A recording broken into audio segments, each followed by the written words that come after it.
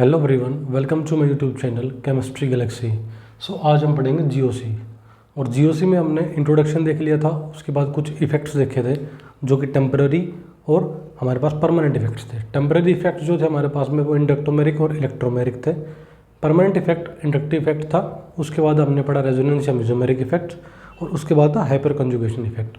Hyper conjugation effect को ही no bond resonance या baker Nathan effect हम बोलते थे। ठीक है, उसके बाद हमने वेरियस टॉपिक देखे थे, जैसे कि इलेक्ट्रोफिलिक सब्स्टिट्यूशन रिएक्शन के बारे में देखा था। मतलब एक तरीके से इलेक्ट्रोफाइल का अटैक देखा था हमने बेंजीन रिंग पर और सब्स्टिट्यूटेड बेंजीन रिंग्स पर। ठीक है, अब उसके बाद में जो हमारा टॉपिक था वो था हीट ऑफ कंबशन के बारे में और बेयर स्ट्रेन थ्योरी। आज जो हमारा कंसर्न टॉपिक रहेगा वो पहला जो टॉपिक रहेगा वो होगा SIR, एंड सेकंड जो टॉपिक आज का होगा वो होगा रिएक्शन इंटरमीडिएट्स। क्या होगा? Reaction intermediates. पहला टॉपिक है SIR। SIR का मतलब होता है steric inhibition of resonance. Steric inhibition of resonance.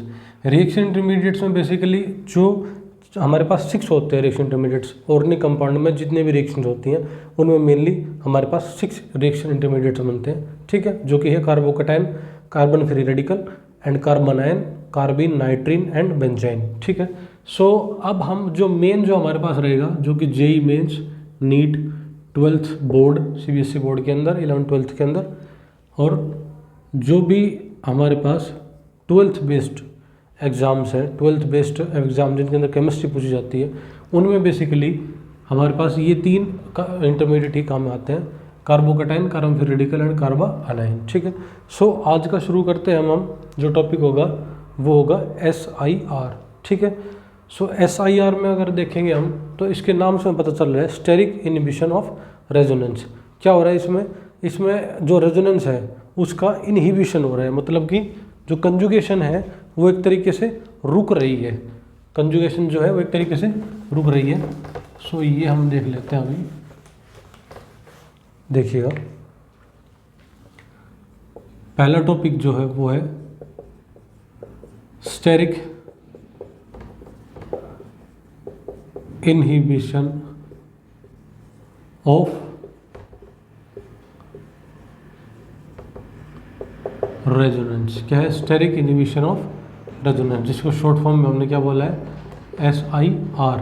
ठीक है, अब देखिएगा, हमारे पास है बेंजीन रिंग। बेंजीन रिंग पर मैं कोई भी ग्रुप लगाता हूँ। ठीक है, और वो जो ग्रुप है वो डिपेंड करता है कि इलेक्ट्रॉन डोनेटिंग है या विड्रॉइंग है, प्लस आर है माइनस आर है, कौन सा इफेक्ट वो शो करेगा। ठीक है, SIR को समझने के लिए आपको ये पता होना चाहिए कि स्टेरिक इनहिबिशन होता क्या। इनहिबिशन तो क्या है? इनहिबिशन तो मतलब है कोई चीज़ बंद होगी, इनहिबिट होगी, स्टॉप होगी।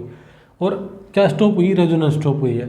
और किस वजह से? स्टेरिक रिपल्सन के कारण, स्टेरिक हिंड्रेंस की वजह से। ठीक है, let me check video first. ठीक है, ओके। अब हम क्या करेंगे? अब हम ये करेंगे कि इसके लिए एक एग्जांपल लेंगे जो कि हमारे पास होगा एनालीन का। किसका? एनालीन। एनालीन जो हमारे पास है ये एक एरोमेटिक कंपाउंड है। ठीक है, जिसमें कि बेंजीन के ऊपर एक ग्रुप अटैच करते हैं, और वो ग्रुप कौन सा होता है? वो ग्रुप होता है हमारे पास अमीनो ग्रुप NH2। ये क्या है? एनिलीन। एनिलीन का एग्जांपल लेकर हम चलेंगे SIR को समझने के लिए। ठीक है, अब मैं बात करता हूँ सबसे पहले। देखिएगा, SIR आपसे मैंने बता दिया है होता क्या है। ड्यू टू स्टेरिक रिपल्शन, जो रेजोनेंस है रिंग के साथ वो स्टॉप हो जाएगा। ठीक है, ये है SIR। रेजोनेंस क्या है? रेजोनेंस क्या हो जाएगा? स्टॉप हो जाएगा। ठीक है, और बोल सकते हैं कि इनहिबिट हो जाएगा। किस वजह से? स्टेरिक रिपल्शन की वजह से। किसकी वजह से? स्टेरिक रिपल्शन की वजह से। ये होगी एक टाइप से डेफिनेशन, या बोल सकते हैं मीनिंग ऑफ SIR इफेक्ट। ये एक इफेक्ट है। ठीक है, इसके लिए एग्जांपल मैंने लिया एनिलीन का। ये देखिएगा, ये ले ली मैंने बेंजीन रिंग, और इससे मैंने जोड़ दिया है, देखना, NH2 ग्रुप। ठीक है, अब इससे पहले आप एक बात देख लीजिएगा, जो ये रिंग मैंने बनाई इससे पहले आप एक बात देख लीजिएगा, हमारे पास ऑर्गेनिक केमिस्ट्री में सबसे सिंपलेस्ट मॉलिक्यूल जो होता है वो होता है मीथेन का। ठीक है, इससे कम कार्बन का हो नहीं सकता। अब जो मीथेन है, मैं बोलूँगा वो मॉलिक्यूल जो कि नॉन प्लेनर है, वो मॉलिक्यूल जो कि नॉन प्लेनर है, मतलब वो एक प्लेन में नहीं है, तो उनका स्ट्रक्चर 3D होगा। हमारे पास ऑर्गेनिक केमिस्ट्री में बहुत सारे स्ट्रक्चर आते हैं जो कि नॉन प्लेनर होते हैं, उनका जो मॉलिक्यूल होता है, स्ट्रक्चर होता है 3D स्ट्रक्चर होता है। और 3D स्ट्रक्चर को रिप्रेजेंट करने के लिए, किसको, 3D स्ट्रक्चर को रिप्रेजेंट करने के लिए हमें दो चीज़ से वाकिफ होना पड़ता है। एक हमारे पास जो होती है वो होती है, एक होती है डैश बॉन्ड। कौन सी, वो बॉन्ड जो कि हम दिखाते किससे, डैश से। और एक होती है हमारे पास में वेज। क्या होती है, वेज। इसको क्या बोलते हैं, वेज बॉन्ड। ये डैश बॉन्ड है और ये वेज बॉन्ड। जो अब देखो कोई भी मॉलिक्यूल है, वो मॉलिक्यूल अगर नॉन प्लेनर है, मैं बात करूं sp और sp2 हाइब्रिडाइज, जिस भी मॉलिक्यूल की, जिस भी एटम की हाइब्रिडाइजेशन sp/sp2 है, वो क्या होगा, वो तो हमारे पास प्लेनर होगा। मानते हो, मतलब एक तरीके से ये जो हाइब्रिडाइजेशन होती है ये प्लेनर होती है। अगर हाइब्रिडाइजेशन sp3 आ गई और उससे जो भी आगे हाइब्रिडाइजेशन है, वो सब मॉलिक्यूल क्या होंगे, आपके नॉन प्लेनर होंगे। मतलब कहने का मतलब वो एक प्लेन में नहीं होंगे, वो प्लेन से आगे भी हो सकते हैं, प्लेन से पीछे हो सकते हैं। जैसे कि मैं बात करूँ आपके पास, देखिएगा, एक एल्कीन की बात कर दी मैंने आपके पास, क्या बात कर दी, एक एल्कीन की, C2H4, ये एक एल्कीन है। हर एक कार्बन की हाइब्रिडाइजेशन यहाँ sp2 है। हर एक कार्बन की हाइब्रिडाइजेशन क्या है, sp2 है, क्योंकि 1 सिग्मा 2 सिग्मा 3 सिग्मा, पाई को हम गिनते नहीं, हाइब्रिडाइजेशन कभी भी नहीं गिनते। तो ये जो पूरा मॉलिक्यूल है, ये 2 कार्बन, ये आपकी 4 हाइड्रोजन और ये 4 बॉन्ड, और मतलब पूरा मॉलिक्यूल एक प्लेन में होगा, इस बोर्ड के प्लेन में होगा, ना बोर्ड के आगे ना बोर्ड के पीछे, इसी प्लेन में होगा।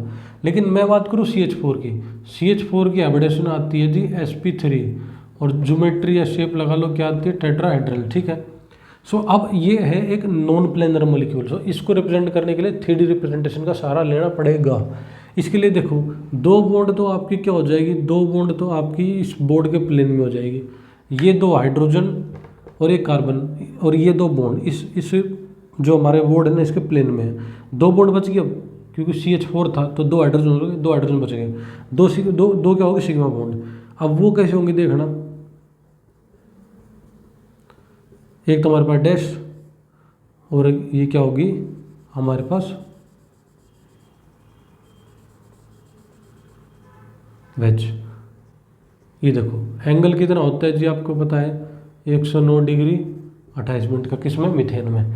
अब देखिएगा, ये 2 बॉन्ड इसी प्लेन में है, ये जो बॉन्ड डैश वाली, ये हमेशा होती है अवे फ्रॉम द ऑब्जर्वर। और ये जो वेज वाली बॉन्ड है, जो कि मैंने बताई थी वेज वाली, ये होगी टुवर्ड्स द ऑब्जर्वर। डैश वाली bond away from the observer. मैं आपको आप अपने आप को ऑब्जर्वर कंसिडर कीजिएगा, और इस मॉलिक्यूल को देखिएगा, ये 2 एटम है, 2 H है, ये इसी प्लेन में है, ये 2 बॉन्ड इसी प्लेन में है। ये जो डैश वाली बॉन्ड है ये इस बोर्ड के पीछे है, और ये जो वेज वाली बॉन्ड है ये आपकी तरफ है। ठीक है, तो ये होगा 3D स्ट्रक्चर ऑफ मॉलिक्यूल। ठीक है, सो ये बताना था मेरे को, क्योंकि मैं अभी एनिलीन के मॉलिक्यूल को जो रिप्रेजेंट करूँगा वो इसका 3D स्ट्रक्चर मैं बढ़ाऊँगा, तो ताकि आपको समझ में आराम से आ जाए। देखो, 1 carbon, 2 carbon, 3 carbon, 4 carbon, 5 carbon और 6 कार्बन। ठीक है, ये हमारे पास क्या होगी, रिंग बन गई 6 कार्बन की। ये वाली जो 3 बॉन्ड है ऊपर वाली, ये ऊपर वाली जो 3 बॉन्ड है, ये कहाँ है जी, ये है आप देख रहे हैं, ये आपसे अवे है, मतलब इस बोर्ड के पीछे है। ठीक है, और इधर मैंने क्या जोड़ा, इधर जोड़ा एन पे क्या होगा, एन पे एक लोन पेयर प्रेजेंट होगा।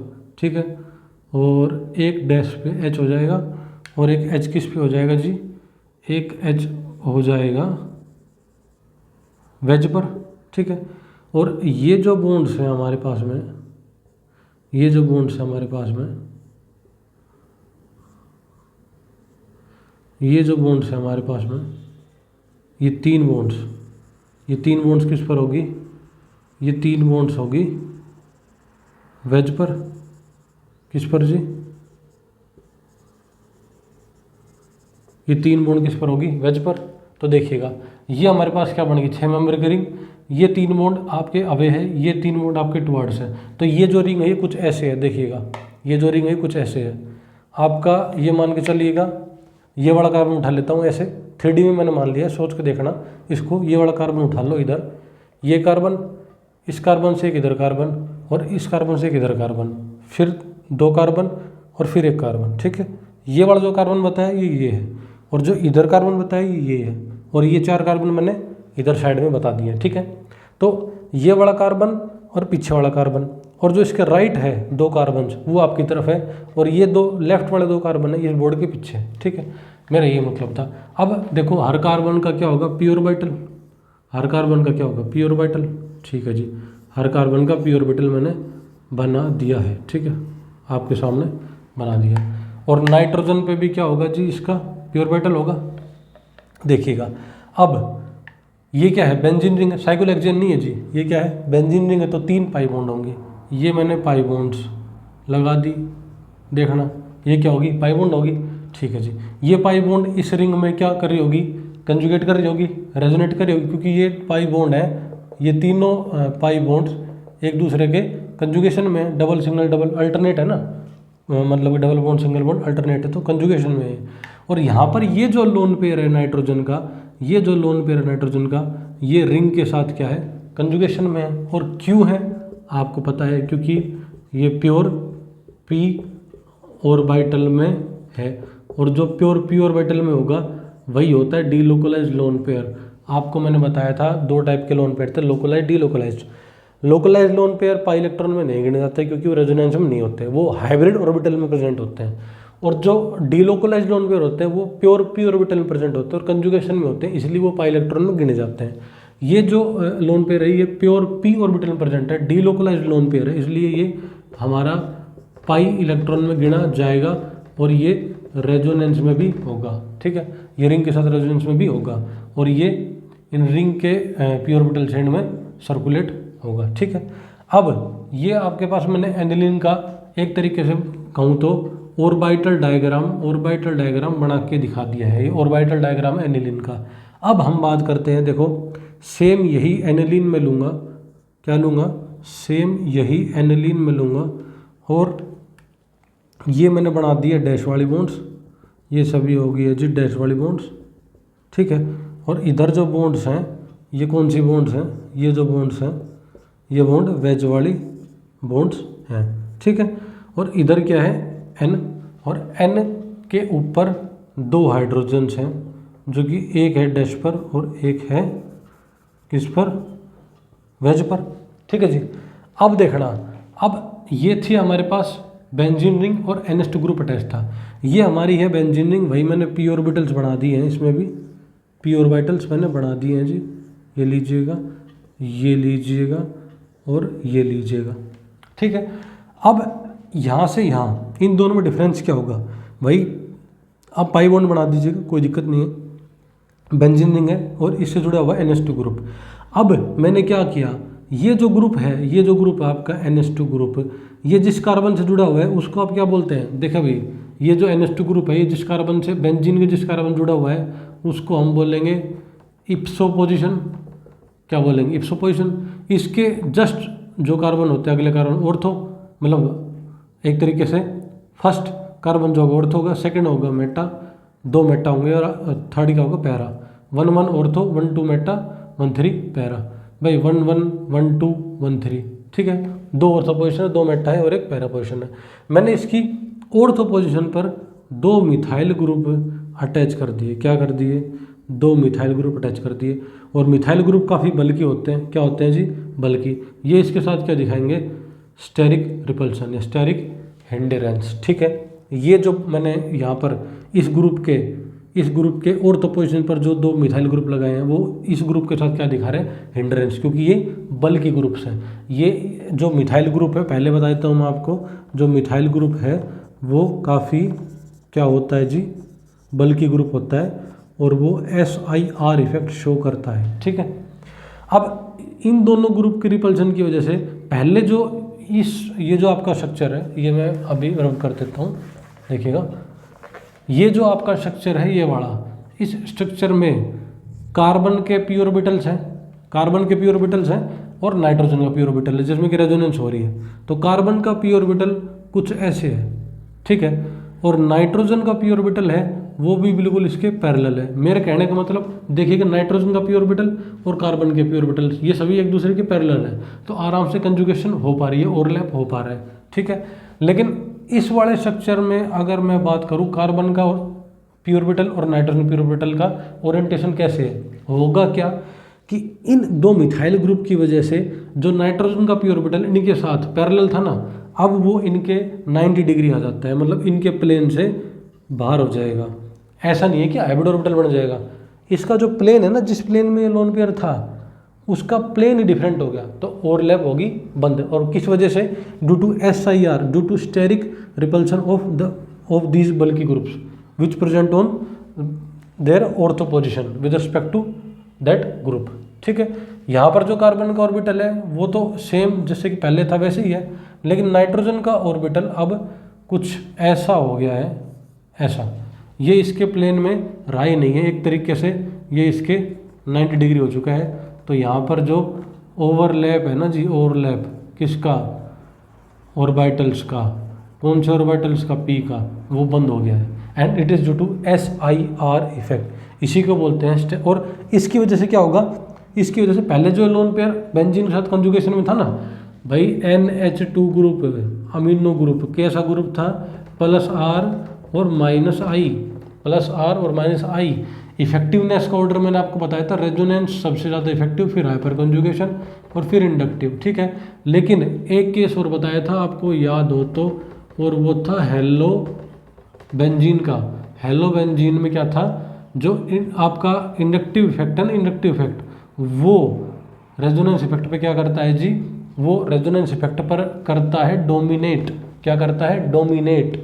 हेलो बेंजीन, कोई भी हेलोजन ले लेना और बेंजीन से अटैच कर देना, हेलो बेंजीन बन जाएगा। और वो हेलो बेंजीन है उसमें इंडक्टिव इफेक्ट डोमिनेट करेगा देन रेजोनेंस। और वैसे इन जनरल लेके चलूँ तो रेजोनेंस सबसे ज़्यादा, फिर हाइपर कंजुगेशन और फिर इंडक्टिव इफेक्ट। ठीक है, अब देखिएगा यहाँ पर जो इसका लोन पेयर था ये बेंजीन के साथ कंजुगेशन में था, ये अपना +R इफेक्ट शो कर रहा था। लेकिन यहाँ ये जो लोन पेयर है ये इसके प्लेन में रहा ही नहीं, यहाँ जो रेजोनेंस है वो हो गया inhibit due to steric repulsion of this bulky group. तो यहाँ क्या है, SIR इफेक्ट है, और ये लोन पेयर बेंजीन के साथ कंजुगेशन में नहीं जा रहा है, तो ये अपना +R इफेक्ट शो कर ही नहीं सकेगा।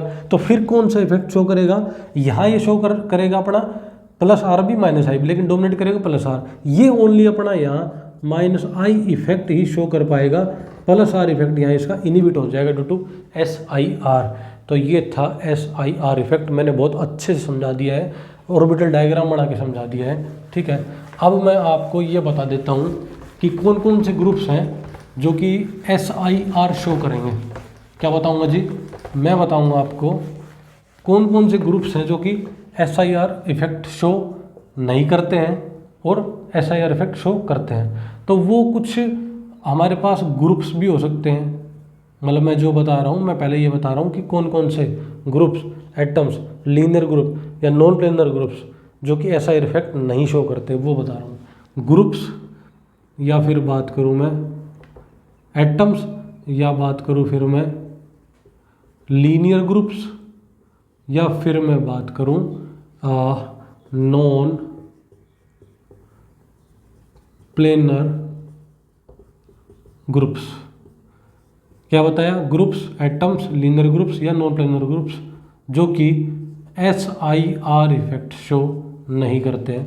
देखना, फ्लोरीन, क्लोरीन, ब्रोमीन, आयोडीन, ये कुछ आपके पास एटम्स हैं जो कि SIR इफेक्ट शो नहीं करते। अगर इन ग्रुप्स को आप किसी भी ग्रुप जो बेंजीन रिंग है, बेंजीन रिंग पर एक ग्रुप है और उस ग्रुप के विद रिस्पेक्ट हम अगर इन ग्रुप्स को उसकी ऑर्थो पोजीशन पर रखते हैं तो ऐसा इफेक्ट शो नहीं करेंगे। और एक बात मैं पहले बता देता हूँ, देखो आपके पास ये जो बेंजीन रिंग है, आपके पास जो बेंजीन रिंग है और ये आपके पास कोई भी एक ग्रुप अटैच है, ठीक है, चाहिए इलेक्ट्रॉन डोनेटिंग हो, चाहिए इलेक्ट्रॉन विड्रॉइंग ग्रुप हो, ठीक है, क्या है, इलेक्ट्रॉन डोनेटिंग ग्रुप हो, इलेक्ट्रॉन विड्रॉइंग ग्रुप हो, ये जो पोजीशन होती है ये होती है इप्सो पोजीशन। मैंने बहुत बार बताया है, फिर दोबारा से बता रहा हूँ, किसी ने अगर अभी क्लियर नहीं हुआ तो यहाँ से क्लियर हो जाना चाहिए। ये जो पोजीशन होती है, ये जो कार्बन होता है जिससे कि ग्रुप अटैच है वो इप्सो पोजीशन। इसके जस्ट अगला कार्बन ऑर्थो, उससे अगला para and that one is para. और इधर भी एक ऑर्थो, इधर मेटा, इधर पैरा, मतलब ऑर्थो पोजीशंस कितनी हो जाएंगी, ऑर्थो पोजीशंस जो हैं वो 2 हो जाएंगी, मेटा पोजीशन बेंजीन रिंग में 2 हैं और पैरा पोजीशन बेंजीन रिंग में 1 है। अब ध्यान रखना, अब जो इसमें आप ग्रुप लगाएंगे वो अगर आपने इसकी मेटा पर लगाए ना तो इसके साथ उसका कोई रिपल्सन होगा ही नहीं, चाहे वो ग्रुप लगाओ वो बल्कि हो चाहे ना हो, मतलब वो ऐसा इफेक्ट शो करते हो चाहे ना करते हो। क्यों? क्योंकि ये जो डिस्टेंस है ना ये काफ़ी हो जाता है, और अगर आप पैरा पे अटैच करते हैं तो बहुत ही ज़्यादा डिस्टेंस हो जाता है। तो कहने का मतलब SIR इफेक्ट तभी ही आपको देखने को मिलेगा जब वो आपके ग्रुप इस ग्रुप के रिस्पेक्टिव में ऑर्थो पोजीशन पर होंगे, इसकी ऑर्थो पोजीशन पर, ना कि मेटा और पैरा। तो ऑर्थो पोजीशन पर होने चाहिए, ये बात आप ध्यान रखिएगा। मैं आपको बता भी दूँ, इसके बाद बता भी दूंगा 2-3 एग्जाम्पल लेके किस में SIR होगा या नहीं होगा। सबसे पहले ये देख लेते हैं FCl BRI, ये कुछ एटम्स है जो कि SIR इफेक्ट शो नहीं करते हैं। अब इसके बाद कुछ साइनाइड एंड एल्काइन, ये हमारे पास कुछ क्या है जी, ये हमारे पास है लीनियर ग्रुप्स। क्या है? लीनियर ग्रुप्स जो कि SIR शो नहीं करते। कुछ ग्रुप्स जो कि शो नहीं करते वो होते हैं OH, hydroxy, alkoxy, SR, SH लगा लीजिएगा। एंड ये है कुछ ग्रुप्स, क्या है जी, कुछ ग्रुप्स। और एक नॉन प्लेनर ग्रुप है SO3H, ये एक नॉन प्लेनर ग्रुप है जो कि SIR शो नहीं करता। तो ये कुछ एटम्स है, ग्रुप्स हैं, लीनियर ग्रुप्स हैं और नॉन प्लेनर ग्रुप्स है जो कि SIR शो नहीं करते हैं, ठीक है। अब इसके बाद हम बात करेंगे वो ग्रुप्स जो कि SIR शो करते हैं। क्या बात करेंगे इसके बाद हम भाई, वो ग्रुप्स जो कि SIR शो करते हैं, ठीक है, जिनमें SIR इफेक्ट देखने को मिलेगा। ये ग्रुप्स अगर किसी भी ग्रुप के ये ग्रुप बेंजीन रिंग में किसी भी ग्रुप के ऑर्थो पोजीशन पर चले गए तो SIR इफेक्ट शो करेंगे और रेजोनेंस को बंद कर देंगे। देखिएगा, सबसे पहला है नाइट्रो ग्रुप। क्या है जी? Nitro group. ये कोऑर्डिनेट बॉन्ड, डेटिव बॉन्ड है, ठीक है। और उसके बाद आएगा एसिड ग्रुप, उसके बाद आएगा आपका एस्टर ग्रुप, उसके बाद आपका आएगा सेकेंडरी अमीन, ठीक है। और इसके बाद आप देखिएगा carbocation with 2Me, carbon free radical with 2Me, carbon anion with 2Me। ये कुछ ग्रुप्स हैं जो कि SIR इफेक्ट शो करेंगे, ठीक है। अब मैंने आपको SIR समझा भी दिया है और कौन से ग्रुप SIR शो करते हैं कौन से नहीं करते वो बता दिया है। अब मैं कुछ एग्जांपल्स लिख देता हूँ। इसी का एग्जांपल ले लेता हूँ मैं आपके पास, एनिलीन का। किसका? एनालीन का। ये सिंपल एनालीन, और यहाँ पर ये जो एनालीन है इसमें मैंने क्या कर दिया, इसके पैरा पर एक CH3 ग्रुप अटैच कर दिया। फिर मैंने एग्जांपल ले लिया है, देखना क्या एग्जांपल ले लिया है, एनालीन ले ली है। एनालीन की मेटा पोजीशन पर 2 CH3 अटैच कर दिए, और एक एग्जांपल ये ले लिया है मैंने कि एनालीन और इसकी ऑर्थो पोजीशन पर 2 CH3 ग्रुप अटैच कर दिए, ठीक है। ये हमारे पास कुछ 4 कंपाउंड्स हो गए हैं, जिनको नाम दिया है ए, बी, सी एंड डी। अब आपको इन चारों में से बताना है कौन सा SIR इफेक्ट शो करेगा, कहाँ रेजोनेंस का इनिबिशन होगा, कहाँ नहीं होगा। ये तो सिंपल हमारे पास एनिलीन है, इसमें तो ना ऑर्थो पे कोई, ऑर्थो पे क्या है, सब कहीं हाइड्रोजन है। हाइड्रोजन SIR इफेक्ट दिखाता ही नहीं क्योंकि स्मॉल साइज होता है, तो यहाँ तो SIR नहीं होगा। ठीक है, यहाँ चेक करते हैं, देखो यहाँ पर ग्रुप ये इप्सो पोजिशन, ये ऑर्थो, ये मेटा, ये पैरा पोजिशन पर CH3 है, तो ये डिस्टेंस तो काफ़ी ज़्यादा होता है दोनों के बीच में, कोई SIR इफेक्ट हमें देखने को नहीं मिलेगा। यहाँ पर देखते हैं जी, NH2 ये एनिलीन है, इसकी ये क्या है, मेटा पोजिशन पर CH3 अटैच कर दी, इन दोनों के अंदर डिस्टेंस काफ़ी ज़्यादा है, कोई स्टेरिक रिपल्सन होगा ही नहीं, तो यहाँ भी SIR इफेक्ट देखने को नहीं मिलेगा।